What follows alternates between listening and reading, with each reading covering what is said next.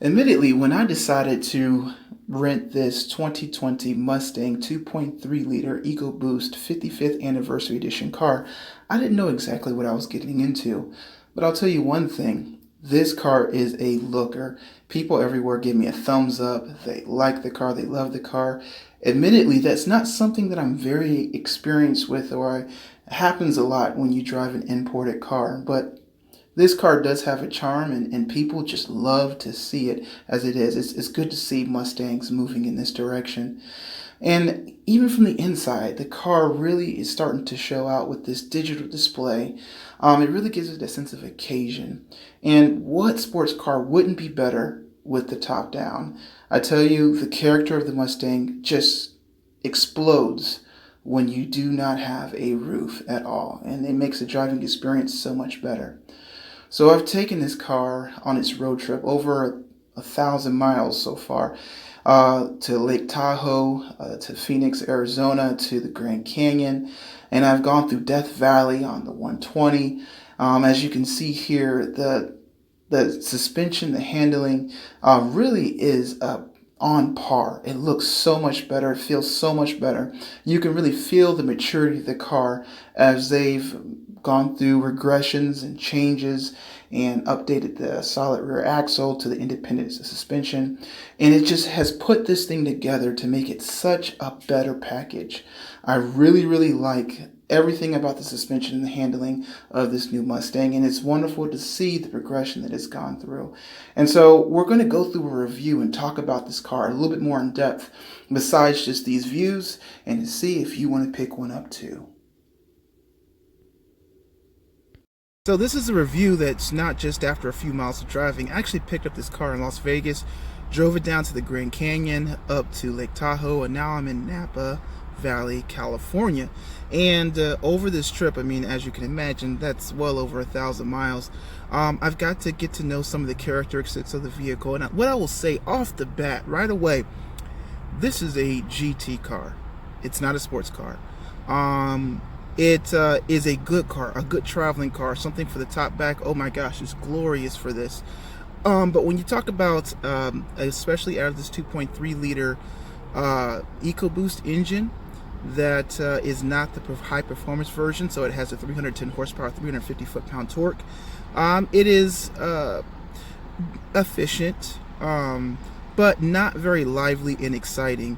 And to be honest with you, I wasn't expecting a lot out of it, but I was expecting more peakiness, more character. Maybe not the performance, but more so a little bit more playfulness. And that doesn't really happen, especially with this 10-speed automatic engine. What I notice is the 10-speed, especially if you leave everything in automatic, does not let the car get up in the RPM range at all. The range stays pretty low because, of course, it's trying to get through 10 gears and try to stay in the power band of the turbo. As a result, you get this like 3,500 mile RPM grunt all the way through, which when you first get in it, let me tell you something, it sounds, oh, okay, this sounds pretty good, especially with the top down. But over time, it really, it just starts to be the same kind of bark or the sound. And if you're used to American muscle and you're used to a 289, 67, 68 Mustang, that may be just good enough. That may be what they're trying to simulate. But if you're used to something more European, something a little lively, something that builds RPM ranges, you're gonna feel exactly what I'm talking about. Again, I'm not saying this is a bad thing. I'm just saying it's a different thing, and to know what you expect when you're purchasing the vehicle. So guys, let's go through some of the interior here for a second. Now, first off, I just love these type of vents. You just, you know, I don't know. It just, they work. They've been around. We've seen them. Can we do something else? I know there's different versions where you can have 2 gauges right here in the middle, and those look a little bit better. But this style just seems, to be honest with you, even though you can kind of look through, see some honeycomb, it just seems a little lazy and old. I much prefer these here. These look great. Those there, and believe it or not, this right here, this look from here, this is classy. There's some classy stuff right here going down. I actually like it and have come to enjoy it quite a bit. Now, as we move back to the center console, I know this is probably for styling. I don't hate it. I don't love it. It's there. The stitching, fake stitching here, at least the fake stitching or the stitching that's here, it's actually, look at that, A real stitch. Thank you, Ford, not GM product. They actually did something where it actually looks pretty darn good. Looks authentic and not just a print of something that's plastic and design in it and to make you try to fool it. They actually did it. Good job. And you can see the same thing when you look on the doors, you look on the seats. So you really do have an effort here. The effort is definitely here. And I will say, even as far as the door handles, the pulls here, those feel good. They actually feel really good. Solid, good.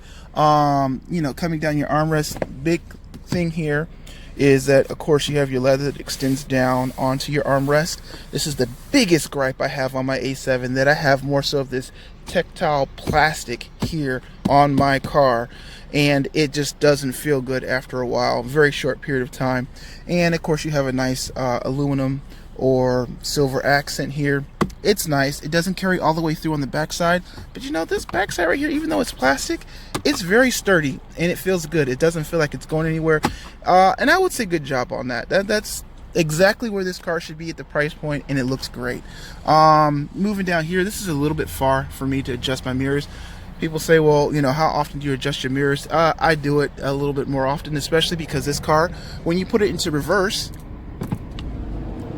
still does not lower the passenger side mirror to help you park parallel. That's a feature I think every car should have, especially if the car doesn't park itself. But you know, we'll keep moving on from here. Again, I just really like the mirror though itself and the way that this is styled. It is not bad at all. But let's get back to the main center console. If we hit the home button, we're back home. And we have our different shortcuts down here at the bottom. I'm sure everybody's seen this type of setup before that's been in the Ford. And so I'm not going to go really in depth into it. What I will say is that the navigation system, which is what I've used the most, has been pretty good this entire trip. I would say that the voice recognition doesn't really work that well, and it's a little hard if someone's driving to kind of type in the address as you go. But besides that, it is a very adequate system. I don't have huge problems. I don't care about a little lagginess. This is not my phone that I'm using constantly. If we go back to home though, I will have to talk about something here. Climate control. So if you look a little further down and you look at this thing, I know it seems like it's easy, but for somebody new, this climate control system is confusing as all get out. For instance, if you're not on this climate control screen and you're on auto or home, or so, we're not going to go auto because I don't want anything to come on. We'll go back to navigation. And you look here, and let's just say you want to change your modes. So when I say modes, I mean I want the air to blow out here, or in the footwell, or on the windshield, or a combination of these things. When you look here and you're driving, you're trying to do it, there's nowhere to do it. You can adjust your temperature, which is kind of hard also to see. By going up and down, you get a digital display. By the way, you can't do these both at the same time. Two graphics don't show up. My A7, which is a 2012, has that. That should be a feature here because you both can adjust. But now you have an auto. Okay, I can't auto off it. AC, I can turn the AC off. But where here in the selection can I choose my modes? You don't have it. You have a rear defroster, you have a front defroster. Okay, cool. And a max, you can adjust your fan here in the middle. But how do you do that? It took me a minute to realize, no, I need to go here, then I need to go to climate, and then when I get to climate, I see my features for where I want the air to blow. And I'll be honest with you, this car has not been the best with the predictability or how this system works. I'll turn on the heated seats and my steering wheel will automatically start heating up. My hands are hot. I didn't ask for both. I don't need both there. I know what they were thinking of, but it may not be the best system. Sometimes I get in the car, I've last set the temperature to be 70, 75 degrees, and then it's down to 60. So they've got little software issues going on with this system. Alright, so let's move down continually. Now we got these buttons that are very hard to see what they are during the day. You see my pain? The logos aren't very clear. Okay, so that's another problem, Ford. I know you want to go with this nice silver. Keep the silver toggles, but the lighting behind them, or this whole interface behind it, needs to turn to black or something else, and then highlight these letters in white or something, so for daytime viewing it's a lot easier. Remember your demographic here. It's not just young people, it's older people. I don't know how anyone over the age of 55 is going to be able to really see that well in the sunlight and figure out what to do, because this top is going to be down. I know this is probably designed with the coupe up, but you got to think about that. But let's get to them. Another thing, I just hate that you can't toggle down. You can only toggle up. Give us both. I'll pay an extra 30 bucks, please. But you have your turn off your traction, you have your steering controls. This is very basic, and you have your modes here, which you can switch up on and say, oh, I want to be in Sport Plus or Medium, or here, your different sport modes, all the modes. And so that's the center console. USB charging port there. Too bad you couldn't actually put your phone and wirelessly charge there. I think that should be something that should definitely be possible in this car, especially with, how much does that really cost?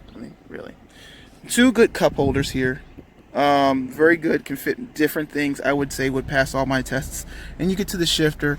The shifter is pretty good. I like it. I like the little fire off, bam. I'm not a big automatic fan, but here we are in these days and times.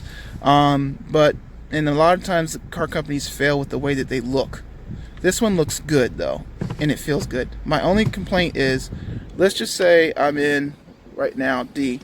I'm in neutral, because sometimes you can slide all the way back to second. Well, you don't have to be on the brake really at all, and you can switch it into reverse, which it's kind of weird. Most cars require you from neutral to put your foot on the brake to get into reverse. This car doesn't. I might be a little crazy, but I think that's a little weird.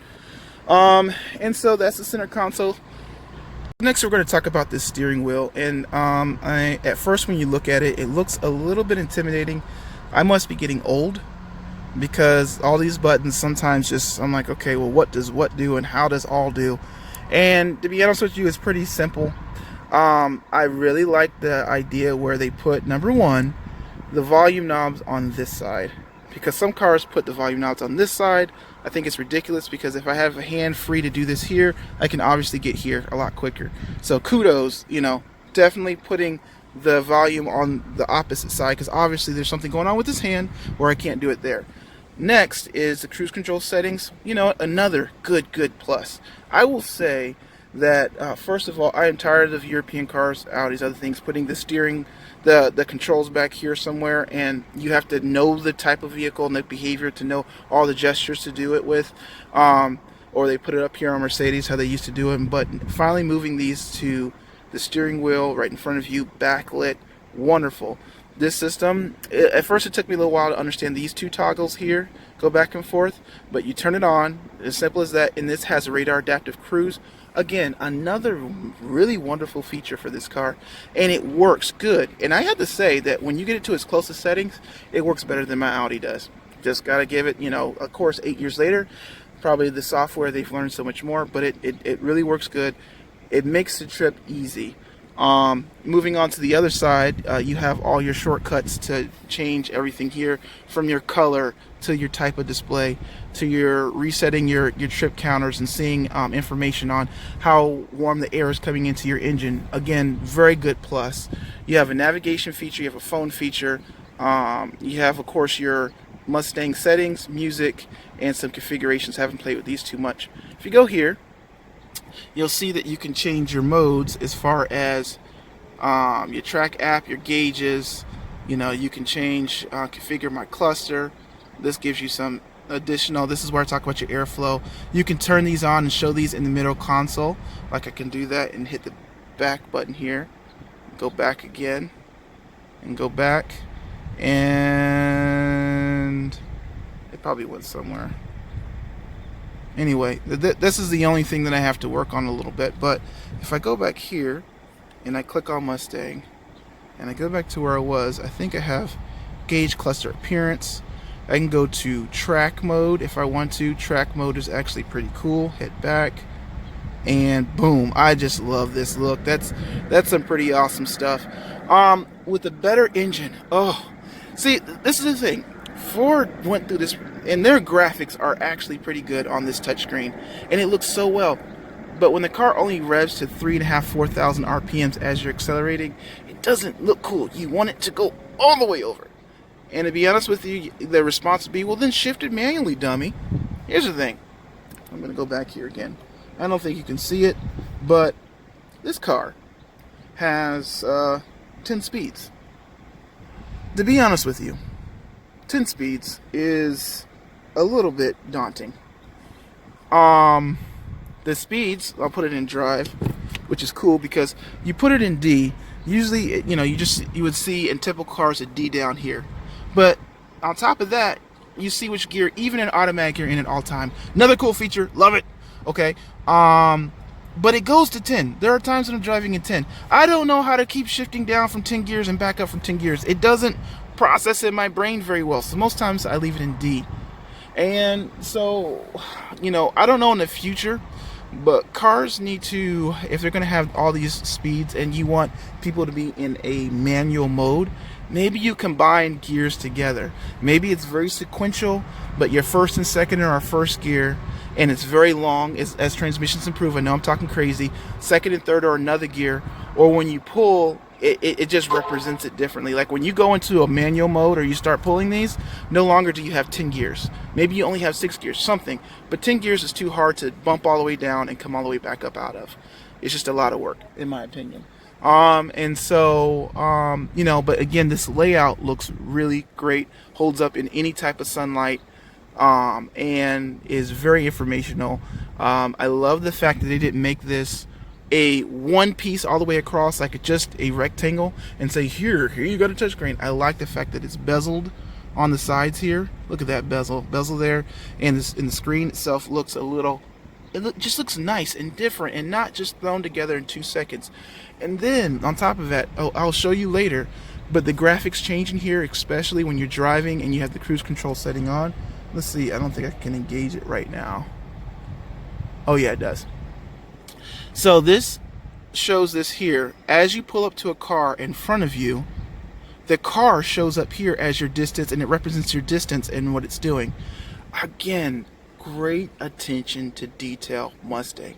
Whoever was in charge of this cluster design and what they did, I applaud you, and I say you went above and beyond and should deserve a raise and to be in control of more processes within the car. I'm going to also talk about one last thing here because I know I'm boring you to death on this interior, but that is the type of features that you have in this car. I'm going to remind you, this is not a 2-second, I figured everything else in this car, let's go drive type of thing. This is actually has some technology with it. It's really impressive, especially out of Ford, especially out of a 2.3 liter, that they offer you all these features in this 55th anniversary edition of this car. It's unheard of. Most American cars always, when you have a small engine, they don't provide these features until more recently. But I have the option here. It's not really labeled, but what it does is, well, maybe that's not the option. Is it this side or that side? I'm trying to remember. But in the option, if I put on my high beams, it has automatic sensing high beams again. This was so important when I was going through Death Valley at night, which was also kind of a little bit of a mistake especially when I was on the 120 in California. And you can just set your high beams on, and somebody approaches, they turn off over that stretch of road, and help me see animals. It helped me also not to blind anyone else. Wonderful, wonderful feature. I would say again that they made and put into this sports car where previous generations of Mustangs just didn't have them. Looky what I got next to me. A fellow Stang. And that color, you can't see it in the camera, but the speckle, I don't know what it is, the sparkle that it has in it, the color. Let me say something. This is a great color that these cars have, and actually the way that they're put together and how it holds up very well. When I was actually in Lake Tahoe, I went through an automatic car wash, and it hit the car pretty hard. No chips in the paint, no dents or anything. So shout out to Ford Paint.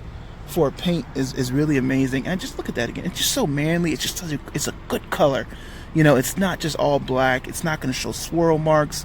It's just it's a very deep color, and man, out of the price point, it's amazing. So I don't know if you guys can see it in the view here. This is not the first Mustang that I've been in from this current era For some reason, I know these are rentals, but I take a lot. It seems like it takes a lot of abuse here. There's a lot of dents that take place, so you can see it right there.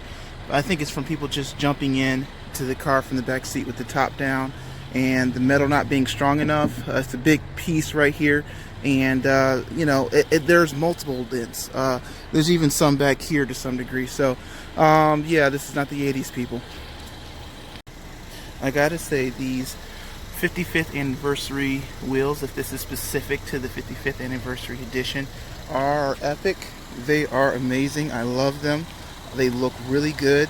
They don't even look so much like that American Sport look. They just look good in general, and it just shows how much the styling of this car has matured over time.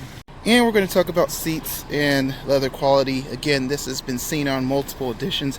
It just seems like, I wouldn't say the leather feels bad at all. No, not at all. But I hate that in the middle there, that the design, the stitch isn't specific to each piece there, and so you get this butt print there and even over there that just makes the car look a little older.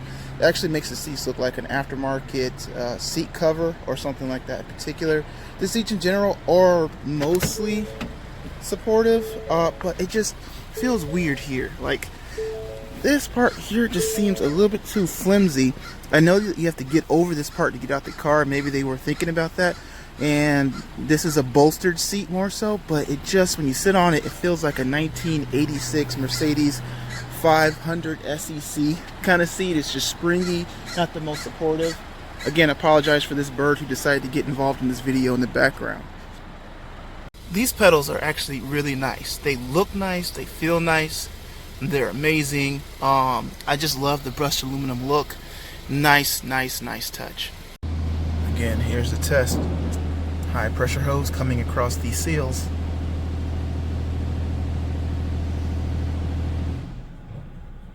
Maybe that was something different. Ooh! It just hit the front of the car. Did you see that? Yes. So it just so happens, because it's me, during going through the car wash, the swing arm, there was a pin that broke.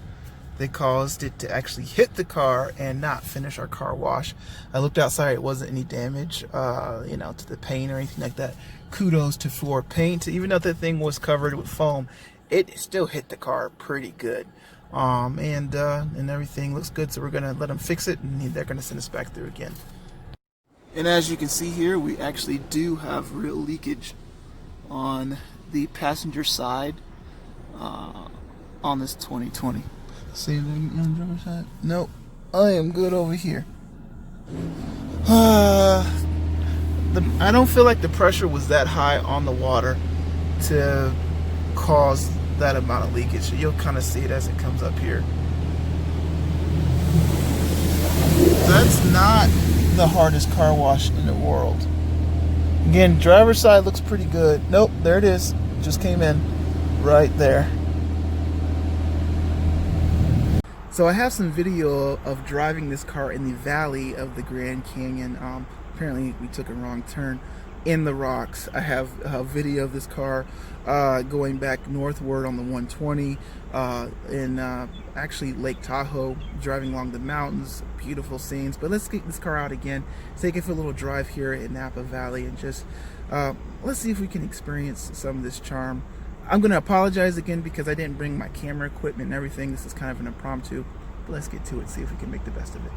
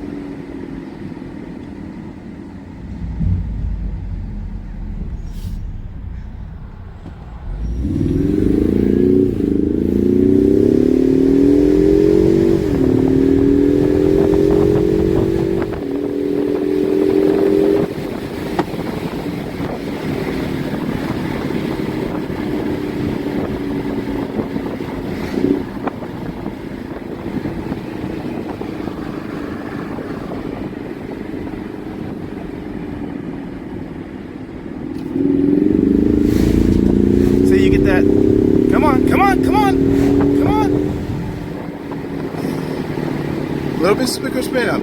But the sound, to be honest with you, has increased quite a bit in the track mode. I hear it especially from the front.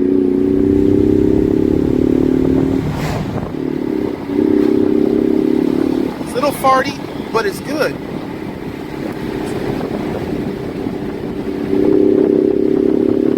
See right there? Come on, come on, come on, give me. I just want faster RPM spin up. It's a little slow, just stays in the gear. You notice the gear didn't shift that much. I'm not going to go to manually shifting it because I am unfortunately my own cameraman. But it does respond to a flick. The pedal itself is a little bit slow in its progressions of kickdowns. It should have a couple of stages. It seems like it only has one or two. We'll go through this corner. Oh, into a nice little, oh, it's a nice, damn, that's too bad. It's a little shade. Okay, yep, there we go. That would have been fun. That would have been fun. I'm going to head back here a little bit. Again, I haven't been down any of these roads really here yet.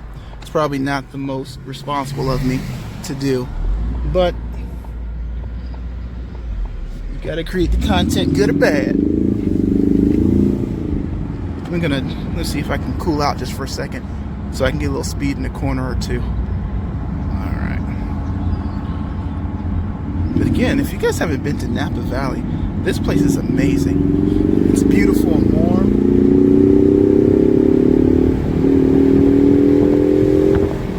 Let's see here, 35. Let's bring it down. Oh yeah. Oh yeah. Nice sweeper.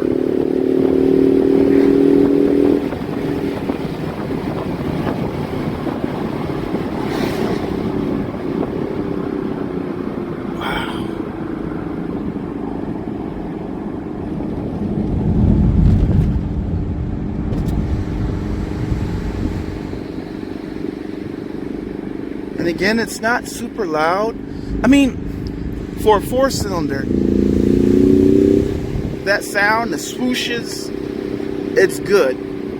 It's really good. I think it's just really the way the RPMs climb with this EcoBoost, that if it was a little bit faster moving, if it had more air, something, then it would contribute to more excitement out of this vehicle. And I think that's where we're really laying this at, is that it's really good. I mean, let me tell you something. I'm thinking about it. It's just, come on, give me a little bit more off the line. Give me more. Give me more. And that's the problem.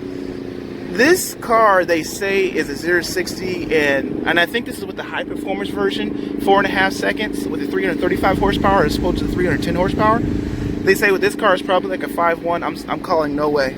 There's no way this is a 5.1 0-60 car. It's nowhere.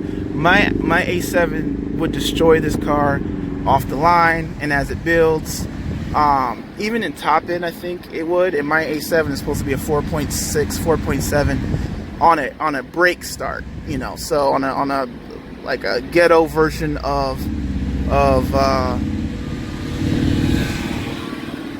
the whatever the system is called, where you can.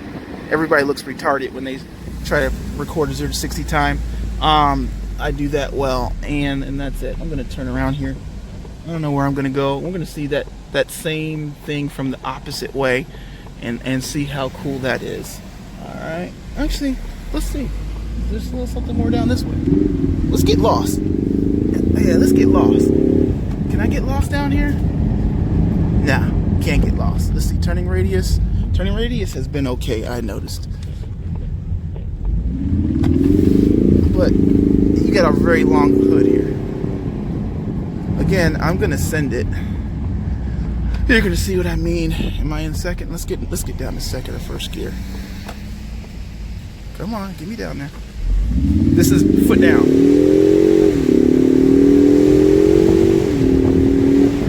It's no way, man. Sounds good.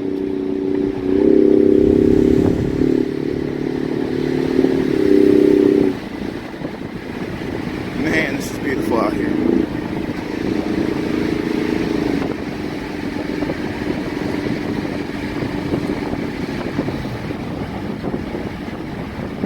Okay. I was trying to get in front of these cars to get faster, turn in, turn out, but it doesn't look like that's going to happen. Again, I'm going to do this one more time so you understand. Down, foot down. Okay. Again, that was close. I could have been drinking tea. Now, I would say in this track mode again, the note, as it gets higher in the RPM, as it releases itself, it sounds so good. It gets better. It starts crackling and making great sounds, and just go, yes, yes, yes, I love. But, you know, off the line speed, you know, when you see 0, 1, 2, 3, 4, I've been holding my foot down for a while. And so, you know, that's the thing about turbocharging as opposed to like in the A7 supercharging, where you get that power directly right off the line. You got to wait for it to boost. So don't get me wrong. I understand the technology here. I understand exactly what's going on. Oh, look at that. I gotta, can you see that? Sorry, had to deflect for a second. But you kind of see what I'm saying here, if you get my drift. I know what the technology is. I know what's going on in this car. It's just that when it comes to it being, you know, the overall package being super exciting, overall package is good. This is a great touring car. Turn-ins are pretty good. The rear is so much better. Oh, I can't tell you how much better the rear is on this car. But it's just a little big. Hood's a bit long. Not a negative, just an observation. And in this engine configuration and actual transmission configuration, I don't know how the 6-speed drives. It may work so much better. I'm imagining it should. But this is a grand touring vehicle.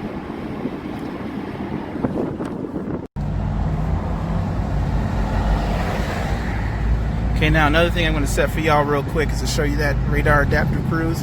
If I set it right now, you see it shows the car right in front of me, right? And I'm going to close the distance in some. And I'm going to say my speed limit's a lot faster. Okay.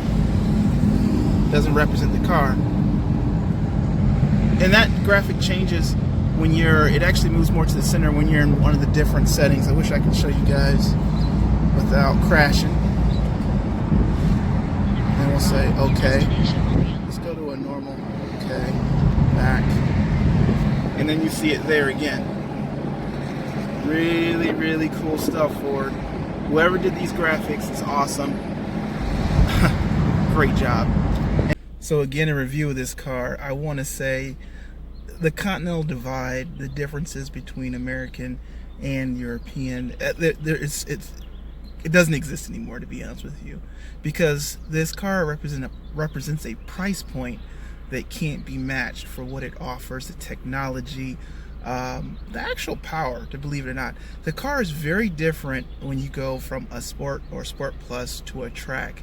And then I saw a drag racing mode. So the excitement behind the different tuning capabilities is there. And I gotta be honest with you, it's an impressive package for the money. It is really, really impressive. The things that I don't like, I can live with, because if you're not all about being the biggest and baddest and showing that you have something large in your pants or something crazy like that, then you can appreciate this car for what it is. You can appreciate the 2.3 liter EcoBoost engine. Lord knows if you went with the high performance, it would be even better. It'd be so hard for me to justify spending the extra money on the V8. And I gotta say, I am charmed and impressed. This is definitely something that I have to think about. As I mentioned before, my brother-in-law actually works for Ford. He's the I guess a manager of all paint in North America. So I don't know what all that means, and I don't know if I'm saying his position correctly, but it means I get a discount. And this car, at its price of what it is currently, is worth it. With a discount, it's a no-brainer. I live by the beach, perfect beach car, no space in the back seats. They're actually real back seats and decent trunk. You know, I gotta say, as I get older, these are the kind of cars that are really good. And the Europeans, and you continue to watch out as they continue to overprice things and move people away because people can't afford things. Good old America right here is coming through in the fourth quarter. All right, till next time, guys. Take care.